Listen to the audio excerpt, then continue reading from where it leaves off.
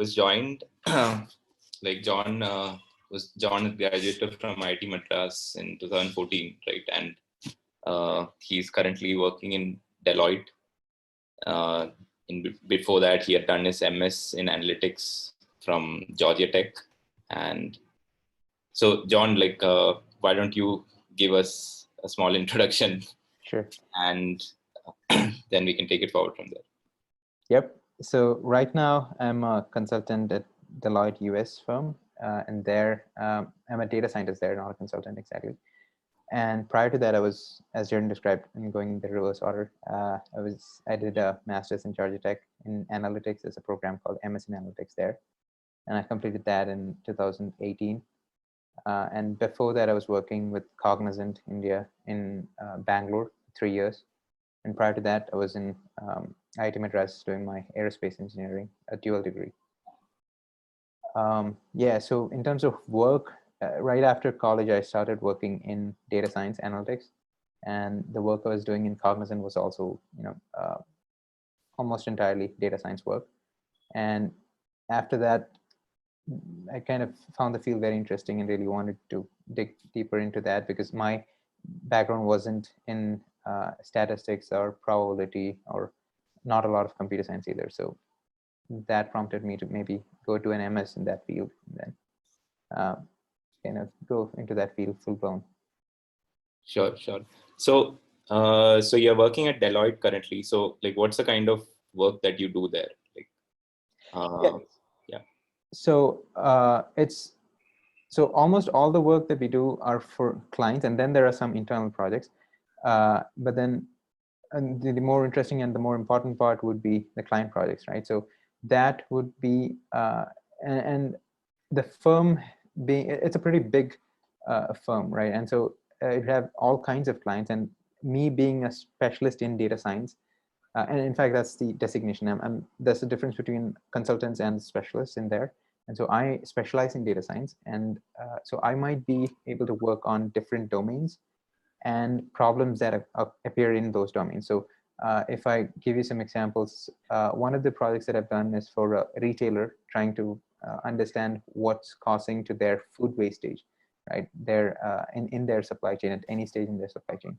Another one was for a client relating to insurance.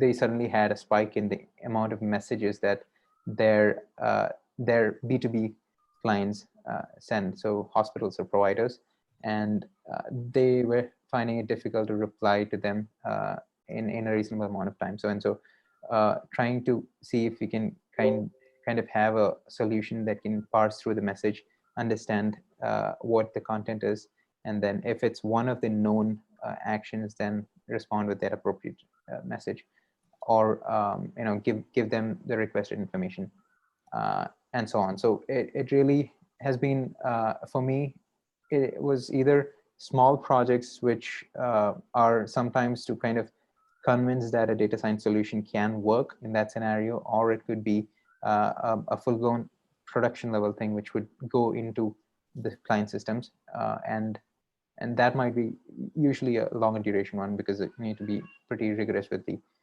corner cases and be sure that it works in production. And so I'd say it has been small projects, and also even the ones that we do within Deloitte sometimes to kind of build capability. That's even before it gets to the client stage, and to kind of convince ourselves that there's a solution which is viable and it's pretty something that you can stand up for a client in a reasonable amount of time. And then if they are interested, go forward with it, right? So that might be things owned by Deloitte.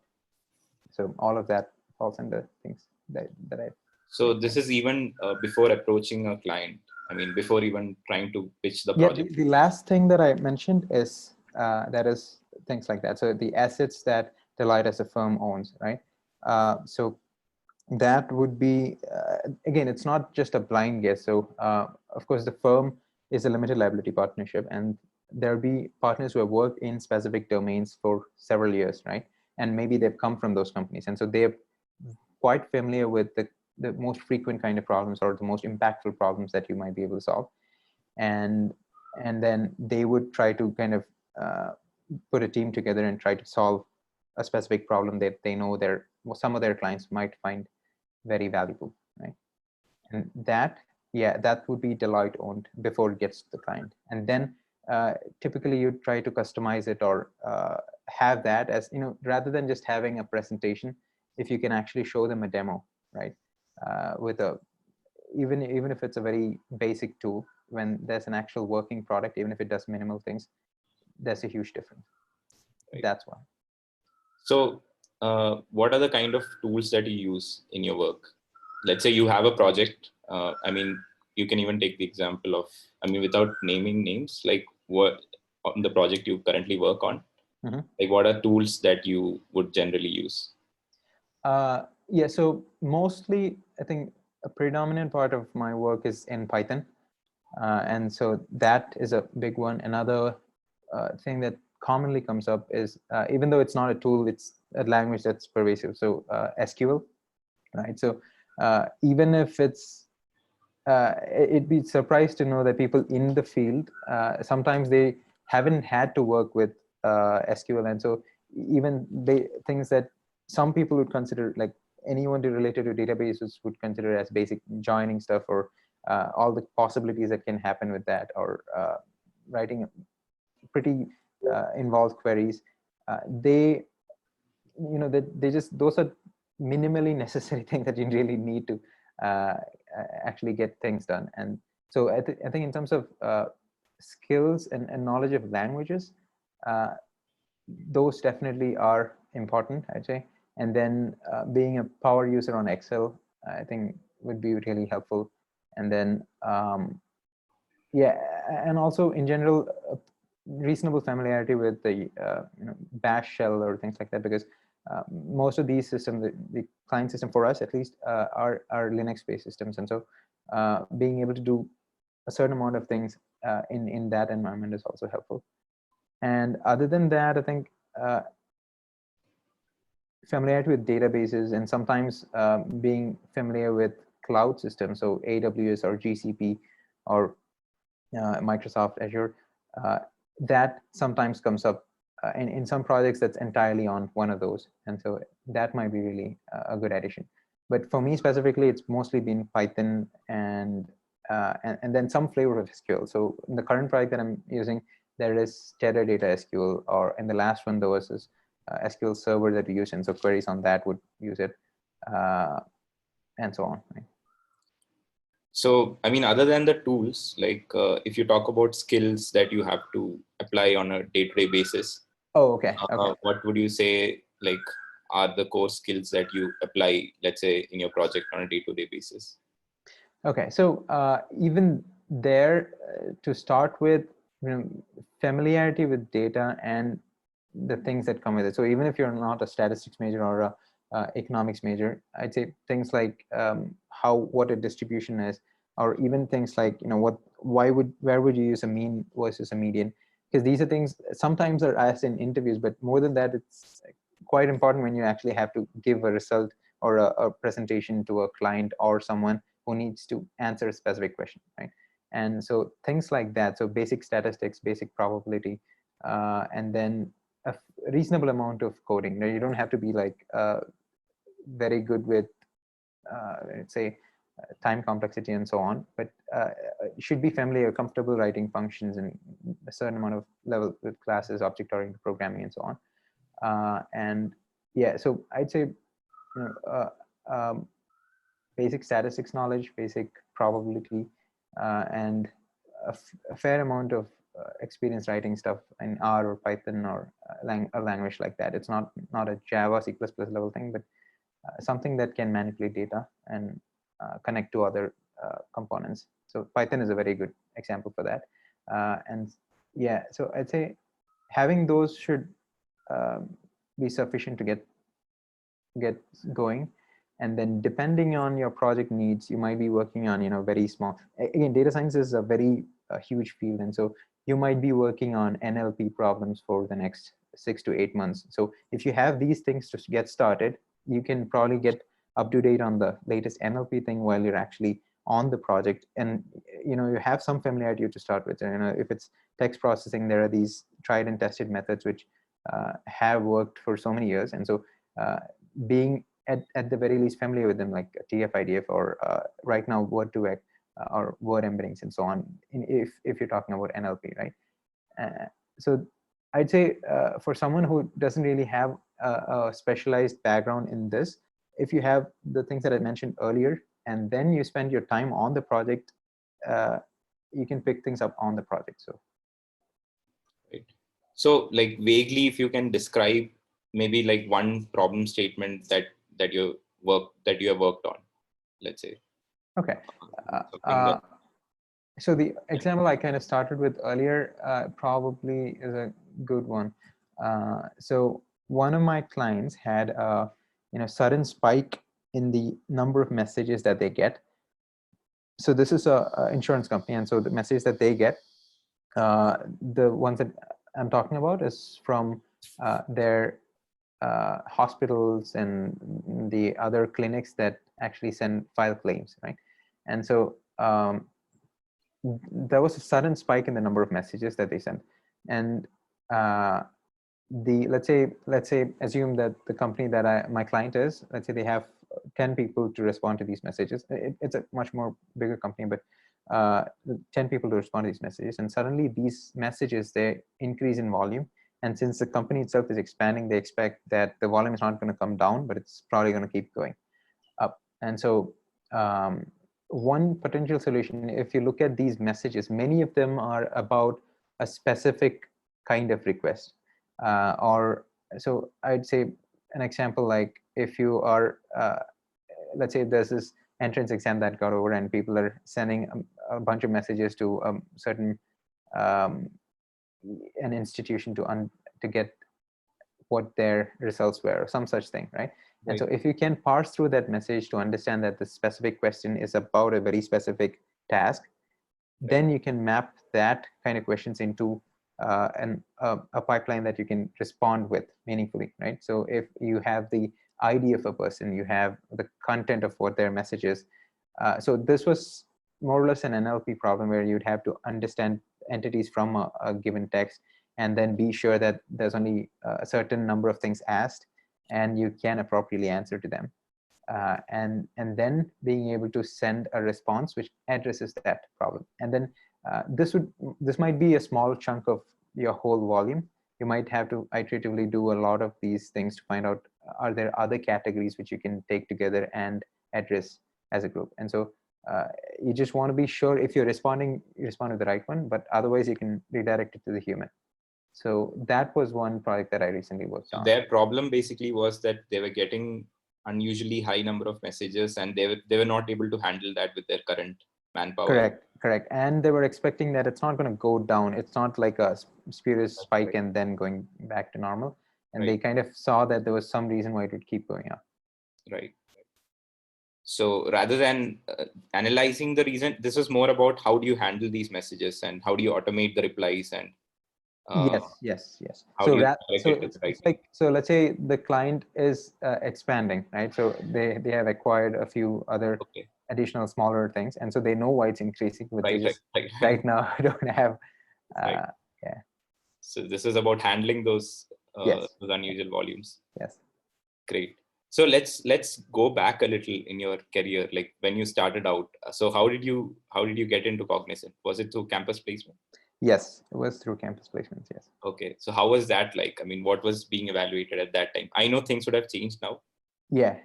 So I think I first heard about this data science as a field when there was this competition from American Express, which they kind of came to the college and presented this as a case study or a competition. And that's when I first had my, first had an exposure to this field. And since then, I kind of found it interesting, but at the time I didn't really have any background with it. But that interest kind of enabled me to my background being in engineering and a fairly quantitative thing. I was able to land that job in Cognizant, citing my interests and the background. And then once I started there, I was with people who sometimes some of them had statistics background or economics background and so on. So when I started off in Cognizant, even if someone told me about linear regression, I wasn't familiar with the term. I was vaguely familiar from in college, maybe doing it a couple of times for certain courses and then immediately forgetting it. But now when I joined at work, it suddenly picked up another whole dimension, because when you see that a problem has an immediate impact, let's say you fit a model to a advertisement targeting uh, model, and then you're able to see that if without any other knowledge, if I show 10,000 people an advertisement, I might get like 15 or 100 people to click on that. But if I can target it properly, I suddenly see that the 10,000 might lead to maybe 500 clicks or so, right? I mean, and this is just rough numbers off the top of my head. I'm pretty sure the rates are not like that, but when you see that impact, it was so so captivating, and that was why I think I started learning things and trying to get better at the field itself. And so as I'd say, the beginning first few steps in the field would be those regression models, and then actually understanding them, because it's definitely not trivial. It was not trivial for me, and so that is something that I spent time on while at Cognizant as well, right? And then after a couple of years, even though I picked up a bunch of things on my own, I then found that if I had some time to go back to college and focus on courses specifically for these things, I thought that would be a really good addition. And for me, rather than just trying to find time outside of work to learn, this would really help if I just go for a year, just study. And that's when I decided to go to an MS. So I'm sorry, Jared, I don't know if I drove past your question there. Right. So one, like, how was the placement process like? I mean, Oh, for Cognizant. And second question I had was like, so were you hired into a data science role, or like did you yes. kind of find your way? So the answer to the second question is yes. So the analytics division of Cognizant came for hiring, and then that's a group that hired me. But then the interview that I had in college that was specifically for the role, they weren't really looking for any data science specific background, right? Or something. They were just looking for quantitative aptitude, and then how you think through a process or some such thing. I really can't recall the details of that interview because it was, I think, five, I, 6 years I think would it have changed over time, like for people right now, let's say in college where Cognizant is coming?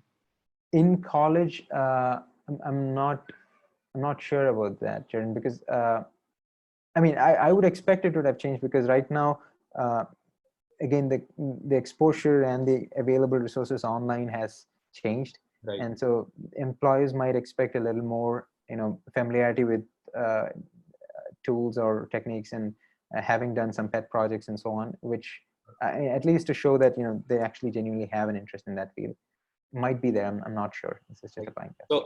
So you were hired into a data science Yes. department per se, and Yes. so you basically did similar work even in Cognizant. So how would you say your work has changed, after an MS? Uh, it could be the before after MS difference. It could be the difference between working in India and in the US. I mean, you could elaborate on both of that. Yep. So I would say I haven't really had a step change in the work that I do because of the MS. I think, like I said, I worked in Cognizant for 3 years, and towards the third year, the work I was doing was, I think, I'd say comparable to what I was doing, what I am now doing, right? I'd say that for someone who started in that field and has a few years of work experience might still get the same kind of tasks and projects as someone with an MS might. So at least that has been my experience. Right. So there was no like a sudden step change. The step change has been in my understanding. So my confidence in applying certain things, or that a certain technique or a class of techniques might be applicable to a certain problem, or I can transform that problem in a way that I can solve. So that has been there, but I don't think in terms of my projects, the MS has really drastically changed things. But and there's one change maybe. So while I was in Cognizant, my project sometimes also, there was one or two projects that I did were relating to mostly development, even though they had like some database. I was working on something called Neo4j at some time, but I didn't really have a machine learning aspect in that project, but at least now the work that I do always has a machine learning component, or entirely machine learning component.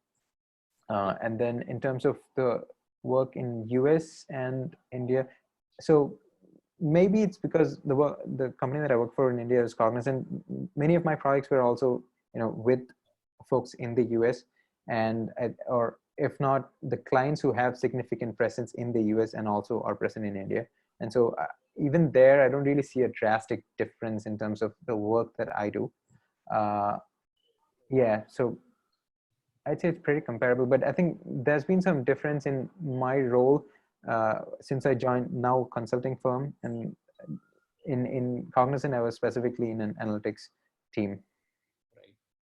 And so basically what you're saying is the MS helped in your understanding of things, and it reflects in your confidence, and like maybe you are quicker to solve things now than before.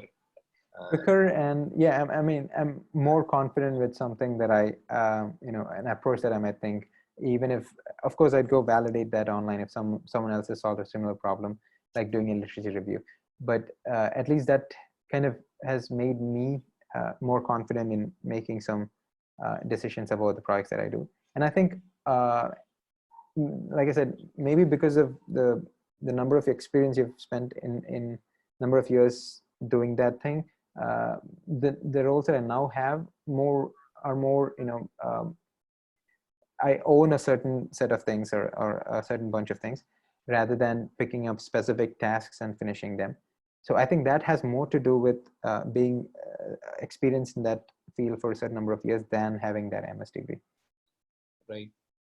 And so again, like I think a lot of people have this question around MS and like why to do it. So I mean, what was it like? What do you learn in an MS in your course? Let's say MS in analytics course, if you can like briefly say about. Sure. Yeah. So I think there are a whole lot of programs, especially in the US, from very different colleges, and sometimes they're from a business school, sometimes from a engineering school, and so on. So the one that I did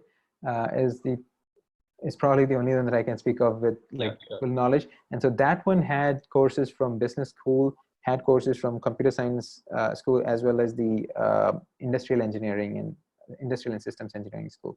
So there were like 1 or 2 mandatory courses from them, each school. Yeah. And then the others were electives. And so me going into the program, I had like a pretty clear idea of what I wanted to spend my time doing there. Right. So so that was get better at the statistics and the probability and computer science part of things. So the business aspect, at least the way I found, was things specific to that domain I might be able to pick up on the job, and actually having worked with managers or senior managers on the client side or on my company side. But the technical aspects of it, I probably not get time on the job to actually learn them rigorously. And so what I was trying to do in the MS program was take more courses in probability or statistics and computer science, and then focus on that. But I know folks who have wanted to come and focus on the business side of things as well. So at least in a program like the one that I did, and there was flexibility where you could choose, at least to a certain degree, the kind of courses that you want to take. And yeah, and so based on your background, you might be able to waive off some additional courses as well. So if let's say I had a pretty good background in business, then I don't have to do the mandatory courses in business or something. And so how did you evaluate, like while you're applying? I mean, what was on your mind, and how did you evaluate where you wanted to go, and how did you zero in on this? Yeah, so GeorgiaTech? I'd say the first thing was one, how good is the department? And let's say I'm spending a full year and probably a lot of money in doing that master's program. And so I wanted it to be a pretty good school, and also, of course, be sure about the placement. So that's another aspect. Going from India to the US and then doing a master's there, I should be able to kind of pay off my education loan, at least with a certain degree. Of course, it's not a certainty, but I should have, I mean, the college should have a certain amount of placements, right? I mean, placements might work differently between here and there, but at least to know that a good fraction of people get jobs after graduating within a certain span of time, that's reassuring when you're picking up a program. So that was one of the criteria. And then how reputed the college is, and specifically the departments. And yeah, I think those were primarily the considerations. And so, of course, based on the department, that the reputation of the department matters, because I want to be focusing on those courses. Like I said, those. Is all this information available online, or did you Yeah, talk to absolutely. people? All of that's available online. Yeah. Okay. Mostly, I mean, so I've talked to people, but that's been more for validating stuff. Once I collect that information and I have something in mind, then I want to either get information that can, significantly disprove it, or make sure that that's the case. So that I did. But then you don't really need to talk to people to get that information in the first place, just to kind of get their perspective, and maybe some specific information that you might not get online from. So say if you talk to someone who actually did that program, you might be able to get the specifics or nuances of that program, which you might not otherwise get. Right.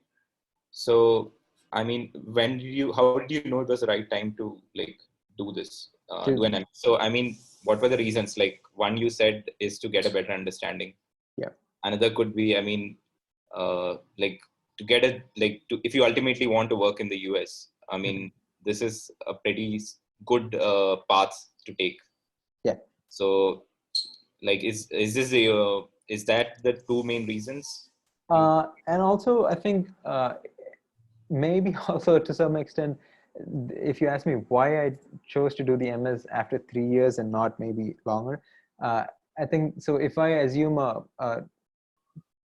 typical professional career for me, then something that might come maybe after 6 years of experience, I might go relearn stuff that I already know. But doing it maybe at 1 or 2 years of experience, or actually I think 2 to 3 years is the optimal in terms of how the college looks at it. But that amount of experience is such that some things that you learn in college, from even a certain amount of experience, that some of it's super important. And the other aspect is that at that phase of your career is probably when you can really use a boost in terms of both knowledge and also adding to your profile, right? And I think that's how the timing of like 2 to 3 years was determined. But then, yeah, and also like you mentioned, for me, this was a safe route for trying to get a job in the US as well. And there was no guarantee as such, but it's a fair, a safe guess to assume that you might land a job, especially based on the colleges that you might be able to get into and so on. So that part might be. Right. So talking about like the job aspect of it, I mean, how was it like? What is the process like during the program, or is there a placement process that you have? Yeah. So again, so my answer is specific to the program at GeorgiaTech. Yeah. So they do have a very good career, counselors, and they've had client relationships with the previous recruiters from previous years, and also alumni working in various places. And so if it turns out that someone working at a company makes a good name for themselves, then the company as a whole usually prefers to come back to that college and hire from that program. So that I've seen at my company, I've seen at a few other companies as well happen. So the career counselors would usually kind of was really helpful, at least in my program. So they'd give you, resume polishing sessions, or how to even set up your LinkedIn account, or not LinkedIn account, but how to present yourself there. And they'd kind of walk you through what the typical kind of things that are expected by a tech company or a consulting firm or another boutique firm of some kind, and so on, right? So that is definitely the support. And then another thing is there'd be career fairs in multiple departments. So there might be a computer science career fair, which, like I said, my program was from 3 different schools. One of them was a computer science school. And so we were able to go attend that. And then there would be the career fair for the overall college.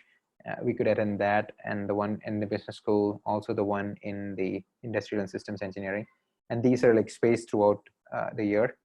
And so there are like ample opportunities where you might get to interact with people. And if for some reason your resume or your presentation of yourself or your skill set stands out, then you stand a chance in getting an interview. Thereafter, I think it's more about how you impress them with that.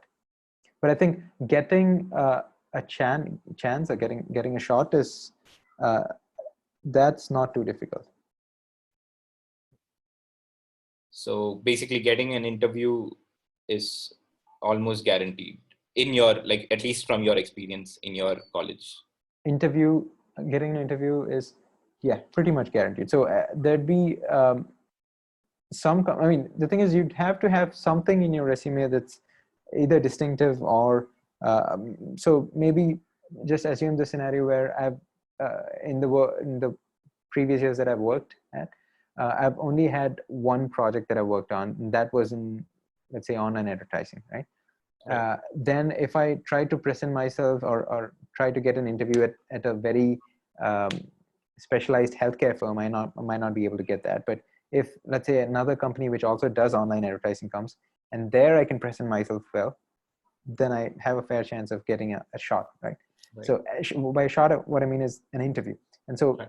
it's there. So depending on your background, your resume, and how you target the people that you approach, there's a fair chance that you get an interview.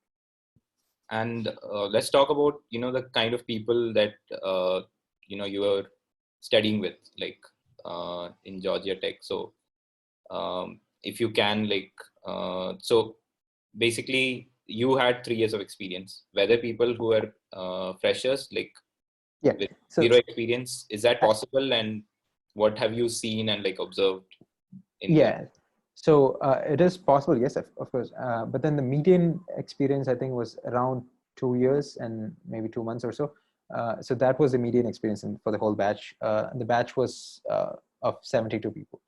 And I think there were like 15, 16 or below 20 freshers, college grads direct. And then there were people who had like 6 to 8 years of experience or more, and that was maybe 10, 12 number of people, right? So that's in terms of experience. And then I think the mix of internationals and US citizens was again probably not again. So that was maybe a 50-50 split. And then there's a significant number of Indian students, maybe 16, 17 in our batch, and also I think Chinese students as well. So maybe around the same fraction. And then I think US citizens as well. But then one thing to note is some of the freshers, even if they don't have a work experience as such, they might have done some relevant internships in data science, or a field closely related to data science, or something like optimization, or something in computer science which is pretty close to ML, or some statistic stuff, right? So based on your like observation and understanding while applying for this for the MS, what, like, again, can you go through the application process, like what was being evaluated, and what should people have on their profile? Like, are certain courses helpful or projects helpful, or what is it that they essentially evaluate while in your application? Yeah. So, I mean, when you think about it from the college's perspective, what they look for is, is this candidate, I mean, without knowing anything else about the candidate, will this candidate do well in college? And will this candidate get I'd say, get placed or get a good job after graduating? Not necessarily a good job, but what the college considers as a good job. And so the reason why they have those in mind is because, one thing, the academic reason, that they want students to do well, and the other one is they want the program to have a good name as well, right?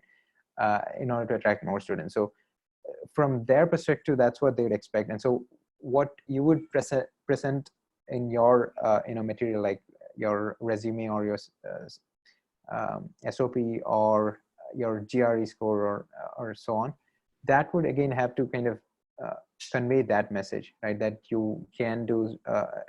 So for my program, you also have to show that you have a quantitative background, and then show that you have some aptitude and some familiarity with the domain and are sure that you want to do this, and competence in some level, and for the college to be sure that you really can do it. And so I'd say a resume that has something that's relevant for data science and fairly uh, something that you've invested time in and has had some degree of success and results, right?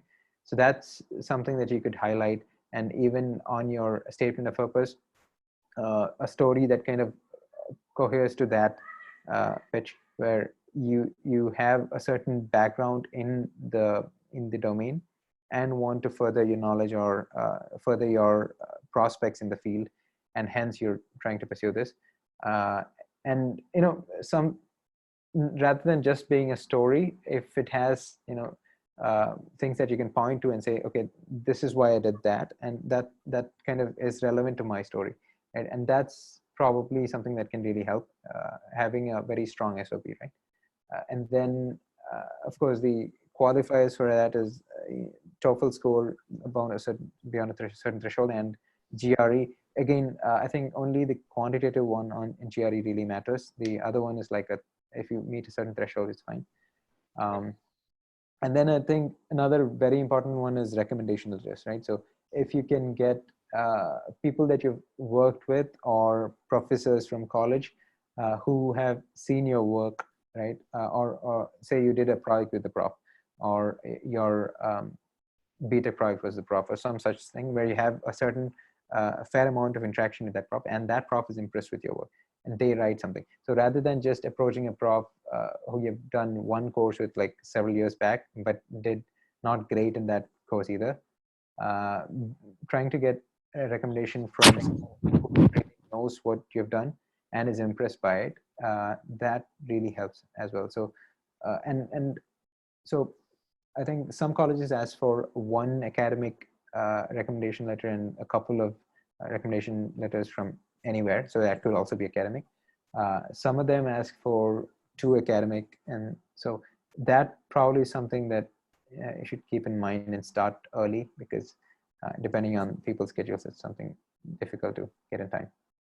Was there an interview, or was it like a... GeorgiaTech did not have an interview, but I applied to a couple more colleges and some of them had interviews. Okay. And so you chose an MS in analytics. Was there a specialization there, or like it was a general? Yeah. So like I mentioned, specifically in my case, I wanted to do certain courses from certain departments, right? So that is also there in the program as 3 different tracks. One of them being the computational track, the other being business, and the third one is analytical tools. And so the requirement is that you'd have to do a certain number of courses from that department at a certain level, graduate level. And so that you would meet that criteria, and then you can graduate. But during the application, do you have to kind of specify some specialty that you're looking to focus on? Yeah, so you usually have to also specify that. And so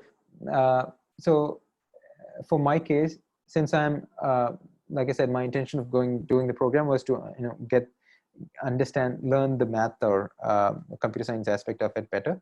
And so I would try to also have that in my SOP as part of my whole story. And then of course I'd mentioned that I want to be doing the computational track or the analytical tools track, and take courses in that. So you'd have to mention that, I believe. And I don't really know that the college has quotas for each. So I don't think it'll matter really if everyone picks one track either. But it basically shows your intent, and like it helps you that way. Yeah, I mean, so if your story is coherent with that, and of course, I mean, this is not just to make up a story and present yourself, but if that's what you're going to do, that's what you intend to learn, or that's what you want to learn, it's better to be clear about that in your application as well. Right. There are MS in data science in colleges, right? That's a separate thing. Is it different? No, I don't think. I think it's more branding than anything else. So some colleges call it MS in analytics, some colleges call it MS in data science, and then so many of these. So I think it would be more informative if one would go check what school offers it. So if it's a business school, then you could expect that it's more oriented to, not oriented, but at least you'd have more courses from business side. Whereas if it's offered by a computer science department, and in most cases that would be called MS in machine learning, then you might not have courses from business school, but you might still have some courses from statistics or probability, Right. and so on. And I think this is, yeah, so differentiation based on the names, at least MS in data science and MS in analytics are, I think, interchangeable most of the time in terms of what it is, but the focus of itself might, focus of the course might really depend on the college. And I think there are things like MS in information science, which also come like somewhere in the ballpark. Right, right.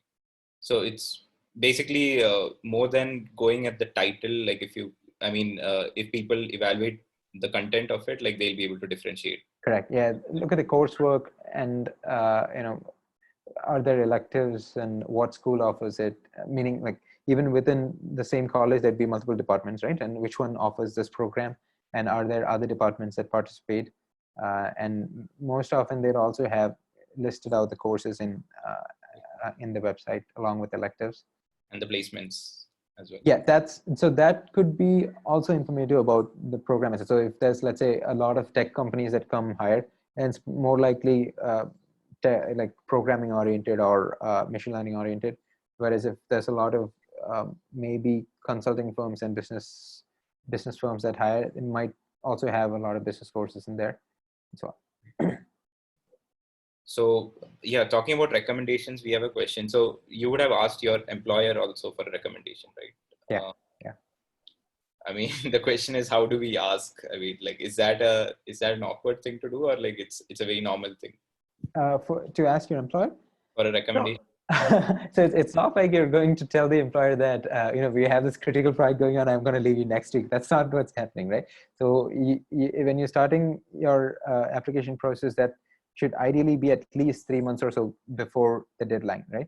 Right. And so you would be giving them ample data. And most companies, I think, at max might have 2 months of or 3 months of notice period, right? Right. And so the point is your immediate manager, or just say a couple of steps ahead, the manager doesn't really have a problem most times with you doing something and progressing in your career, or doing something, some additional learning, or trying to get a better job. So if you talk to them for career advice, most of the time it's a a positive response. And so even in case of recommendation letters, I've never really faced, so especially once you've done a certain amount of work for a manager, they'd usually be happy to give you a recommendation letter. It's not an awkward conversation. And of course, you'd either then or before then announce that you would probably leave in a certain amount of time. Mostly it's, courses start in fall, so your end date might be somewhere in like June, July, or some date. And so you'd probably have already informed your company, and your manager shouldn't have a problem with that. Right. So again, talking about like how. Oh yeah. So sorry, something I missed there is the recommendation letters would have to be submitted before you get the admit itself. So that's a gamble if that's what you meant, right? So again, so your manager would know about you planning to leave, but you have not confirmed that you're leaving, right? So that is there, and so that might affect your, maybe, let's say, a promotion that might have been due or something. And if they know that you would most probably leave, that might affect you, if that's what the question was. I think it makes it clear, and it's a pretty normal thing that people do, right? I mean, It is, almost. yeah. So asking for recommendations, don't think of it as anything weird, because that's a very normal thing. Yeah. Right. Yeah. So I want to ask you like about the placement and the hiring process that you went through, like at GeorgiaTech. Okay. What was it like? I mean, was there initial screening interviews? Like, what are being evaluated in interviews? Yeah. So specifically for Deloitte, it was, first thing was resume screening, right? So they go through resumes and pick the ones that they think would fit, and then they call you in for an in-person interview, first round, and that would be, for me, it was with two people. One of them was a manager in data science, and the other person was a manager in the consulting track, right? And so what my interview, primarily the questions were around, can you explain a project that you've done in detail, right? And so what they look for in that is how much of the whole thing do you know, and do you know the nuances of it? They might ask you, okay, you did that, can you explain more about that, and how do you solve a specific problem in that? Because they might be familiar with that kind of a problem as well. And so the detail in your response and the coherence in your story, what you tell them, and the clarity in that. So for example, the manager that I had in consulting, she was like, specifically, she told me at the beginning of the interview, don't tell me any data science jargon or technical jargon. Tell me things as if you're talking to a layperson in terms of a business value, dollar amount, or an impact. Right? It affected so many people and saved like 5 minutes of their time, or some metrics like that, which others can understand. So being able to communicate in that terms as well about the work that you've done. So that was the first round. And then in the second round, you'd have a technical interview with another like senior data scientist. They would, maybe ask, drill down into a specific model or a technique. And even then, most of the time, it's about what you claim to know, if you know that or not, is mostly what they're trying to evaluate, right? It's not like they won't catch you off guard and ask you to derive back propagation or something that's super complex and put you on the spot. That's not the intent. So if you know the fundamentals really well, that's definitely one thing. And then another thing is, if you claim to know something or have used a certain thing for maybe a 3-4 month project, then you're expected to know it in a fair amount of detail. And so that is something that they check. And also, besides that interview, it also had two others. One with something like what you would call, I don't know what that kind of questions are called, like a HR interview where they'd ask you if you got in a situation where you had an argument with your manager and what you do, and that kind of questions. So there was one interview for that. And then there was this 15-minute chat with the partner. So that would be the partner that I eventually get hired, the team that I get hired into, that the partner would probably lead that team. And yeah, so that one would again be about very broad strokes, right? So why are you in this field? Why are you trying to join this firm? Like, what you have in mind, does that align with what the firm wants to do, and so on. And so those are like different levels of abstraction about what you would be doing. And yeah, I think at least so far as I know, many of the other consulting firms kind of follow a similar thing, where you have a partner interview, you have some interviews which are technical, some which are not. And then at least the ones that I know of, the tech interviews might say, for example, if it's a Microsoft interview, they would really start with maybe algorithms-based questions or data structures-based questions, even if you're a data science person. So you're expected to know that kind of thing, at least to a certain degree, before you attend those interviews. Yeah, and I think most companies would have a resume screening, and also at least there, during career fair, you get to kind of go talk to someone who works in that company. And even if your resume is not something that stands out and catches their attention, if you, when in your conversation with that person, if you're kind of able to convey that you have something that's valuable to them, or something that's pretty interesting, or that you would be a valuable addition to their team somehow, it convinces them, then you might get an interview call as well.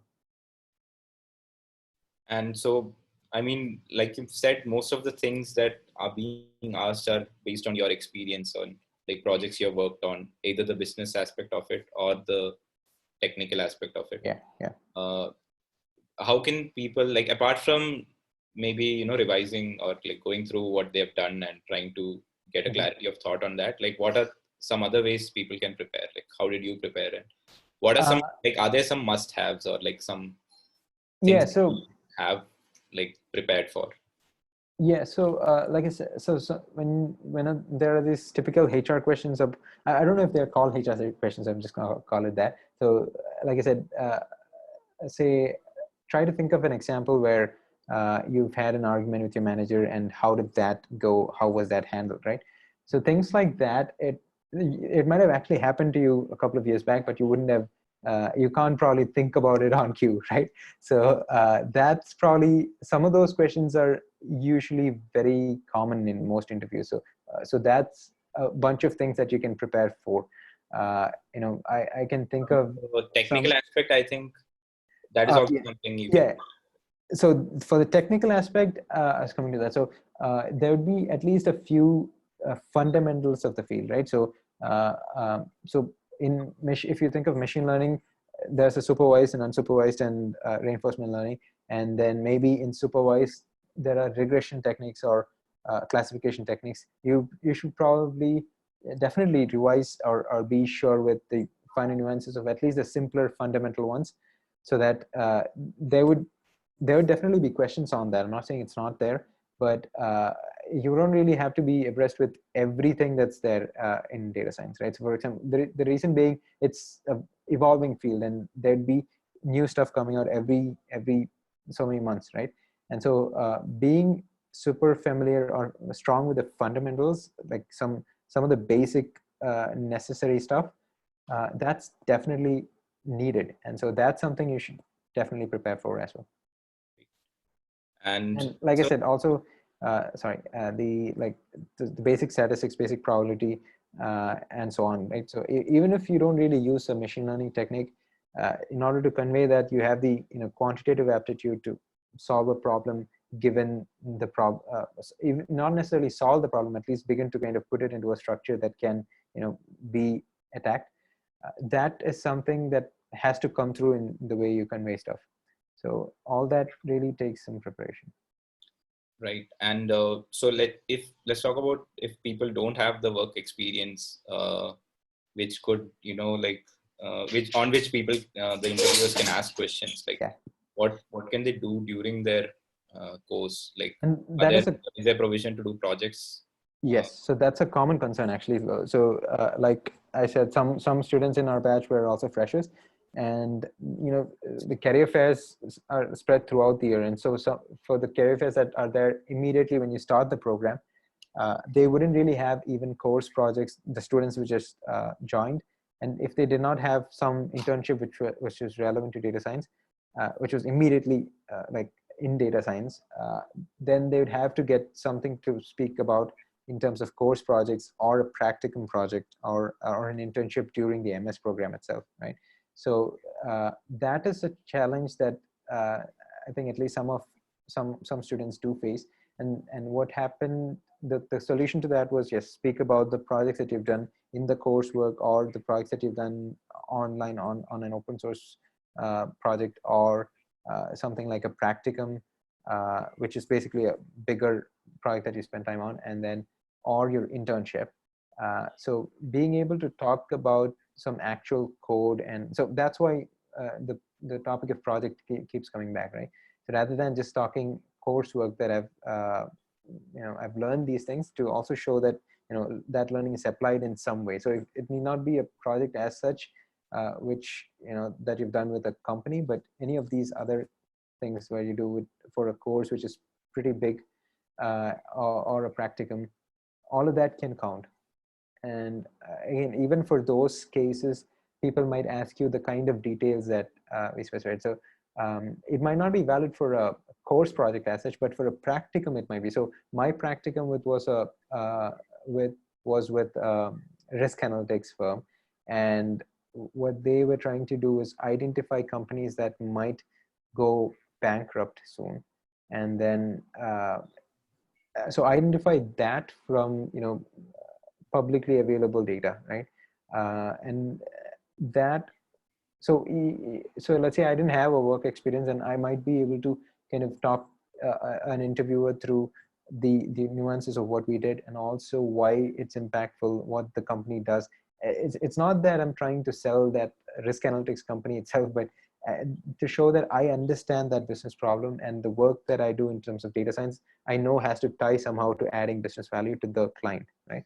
So I think those are the kinds of things that would have to come across in the interview.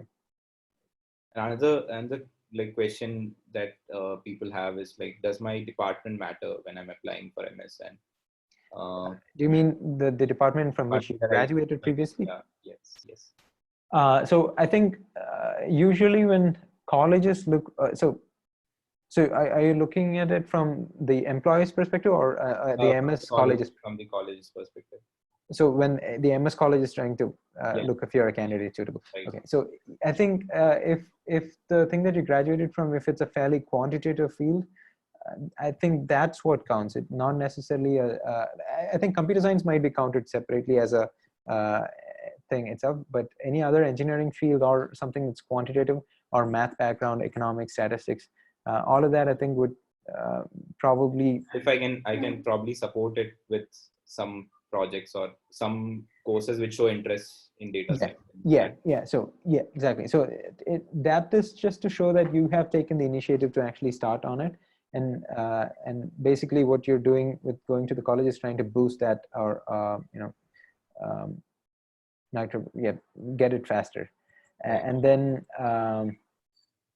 so even if you're not from a quantitative background, if you can show something that can prove or suggest that you actually have worked on or are building that skill set, being able to fully be comfortable with the kind of math that goes into this, I think that should also work, right? As long as you can have indicators that kind of point to that. So if there's nothing else, doing online coursework, doing projects related to that coursework, and if there's a way to build some reputation of sorts in that way, right? So even if you're answering questions on a forum, active in that forum, try to cite that. If you have a lot of code on GitHub and that's relevant to this subject, cite that. And things like that would kind of help and validate that you're actually saying something that's true. I think we are just about at the end of our time here, so we'll wrap it up in a couple of minutes. So I mean, like something regarding like the current situation and like what's happening out there. Mm-hmm. What would you like? What do you see happening? Because you're in touch with people in the US and you're working with people in the US. So what's the immediate effect on like job prospects and even like MS prospects? What do you see happening? I don't know how the MS prospects are going to be affected by it, but the job prospects, at least, we already know that some companies are laying off folks because of what would be expected as a downturn in the immediate future. So I know of some companies that are laying off folks. I mean, of course, everyone knows about that, but it's that is to be expected. But at least my firm hasn't really had a huge impact of it. And I know that, let's say, some of my clients at least doesn't seem to be too badly affected or so on. I mean, as far as I know. But I think it would be, I really don't have insight into how that's going to turn out. Sorry? And I think it's still early days. Yeah. I mean, it's really unpredictable. I mean, no one saw that it was going to go to this scale. And I mean, this is like, it could be a personal question, but like, what do you see like are like growth prospects? I mean, in general, in your career or for someone in data science, like what is a growth trajectory like? So, even now, I don't think all companies have the required amount of data science talent. And so I think even for a few more years going forward, that still would have a certain amount of demand, right? Both data science folks and managers who have done some hands-on coding so that they can actually run a team of people who actually work on hands-on things. And so that, I think, has just like you'd have development software developers and that hierarchy, there's this parallel hierarchy of data science folks.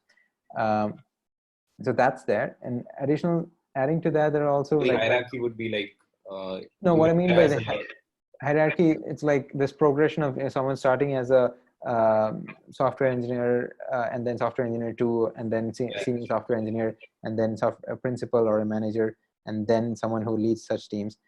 There would also be a similar hierarchy in data science. So I definitely know that in my firm, there are special, like I mentioned, I'm a specialist is the tag there.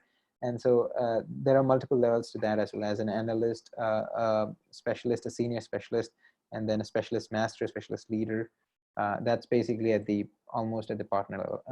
See a lot of companies. So I mean, Deloitte is a big company.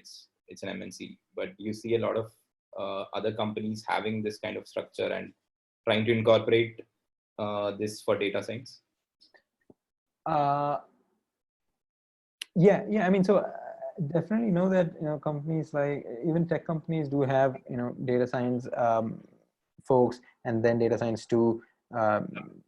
Let's say, and then the team manager would probably be someone who has done something in data science, and they'll also have other folks there. Let's say Amazon or even Microsoft, Google.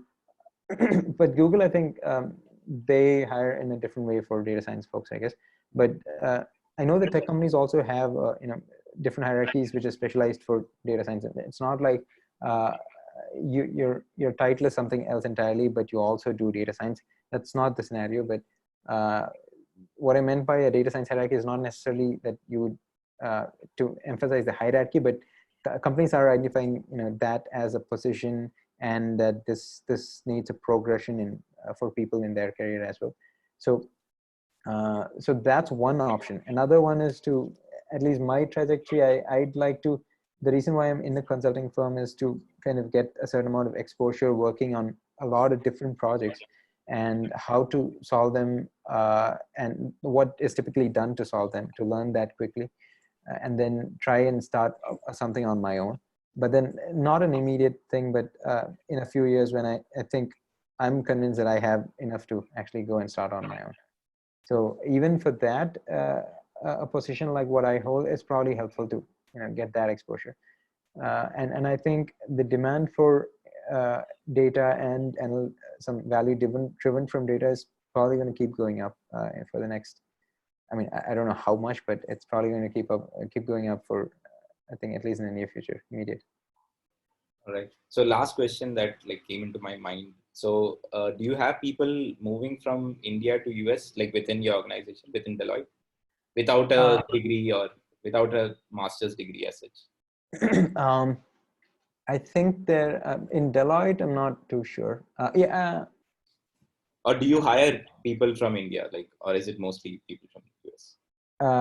At least the Deloitte Consulting US, I don't think they hire folks directly from India to go work there. But Deloitte US has also a arm in India that is called USI, and those teams work closely with us in order to kind of have the work go like 24 hours. And so we do something during our day and then transfer it, or the Indian team will take it over during their day, and then give it back to whatever has proceeded. We take it up from there in the next day and so on. So there is a separate team here, and as far as I know, I don't know anyone who has moved from India to US, but I've heard of people. I think I've met someone who I don't really know in person, but I don't know anyone in my team that has done that, but I've heard of that happen. I'm not sure if. But you work closely with the India team, basically. You work with the India team. Yeah. So even in my project, we do have 3 folks who work in various parts of India, and we transfer. So they work on some tasks, and then during our day they kind of give an update on that, and then we take it up from there. And then at the end of our day, we transfer to them and so on. So you would say that similar roles are available in India also, like for people who want to work in data science. Yeah. So there are data science roles definitely here, but then what would I think be a major difference is all our clients, especially the US consulting firm, all our clients are in the US. So what we get in addition to what data scientists in India get is the client interaction, or being with the operations team in our Deloitte firm itself. maybe being with them in person, there's that, being so much more aware of what's going on with the business side of things and also operational things. And so when you're trying to get a project done, it's not just about having that data set and solving a small problem and then finishing it off, right? So it's also about how this goes back into the client system. How do you source some data which is in probably some disconnected system, and so on. So all that might hold up your project and its progress. So that for that part, it's really helpful that we're in person with the client and with the operational team. Great. All right, John. Thanks a lot for joining, and like it was a great session. I think like if people have any further questions and any doubts, I'll try and quickly run it by you and get some inputs and like. Sure. Happy to be here, man. Thank you. Thank you for having me. And yeah.